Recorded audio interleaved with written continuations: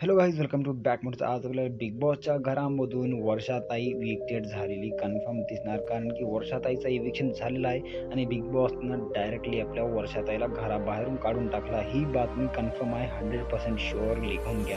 कारण की तुम्हाला माहीत असेल, ग्रँड फिनालेमध्ये आपल्या वर्षाताईची एंट्री तर झाली, परंतु बिग बॉसचं माइंड कधी कसं चालते हे कोणालाच माहीत नाही. सगळे म्हणू लागले की अंकिताचं इव्हिक्ट झालं म्हणजे आपली जान्हवीचं इव्हिक्ट झालं आणि निक्कीला बाहेर काढून टाका. परंतु बिग बॉसनं म्हणजे कसं आहे, बिग बॉसचं कहीं पे निगाहे कहीं पे निशान असं करून आपल्या वर्षाताईला काढून टाकलं. वर्षाताई म्हणजे एक आपल्या 90s जमान्याची हिरोईन राहिली आहे, तुम्हाला माहीतच आहे. आणि वर्षाताईचा गेम प्ले खूपच चांगला होता आणि वर्षाताई अभिजितची जोडी खूपच जमली, तुम्हाला माहीत आहे. आता यावेळेस सगळ्यात जास्त नजरेत टिकलेली आहेत अभिजितवर आणि सगळ्यांना हे वाटतं की आता बिग बॉस मराठी सीझन 5चा विनर अजून कोण नाही म्हणजे अभिजित बनला पाहिजे आणि अभिजितची म्हणजे अपेक्षा खूपच जास्त करत आहे. पण मला असं वाटत नाही. मला तर गॅरंटी 100% अजून कोणी नाही, बल्कि आपले सूरजदादा विनर होणार किंवा निकी, या दोघांपैकी एकच होणार असं मला वाटते.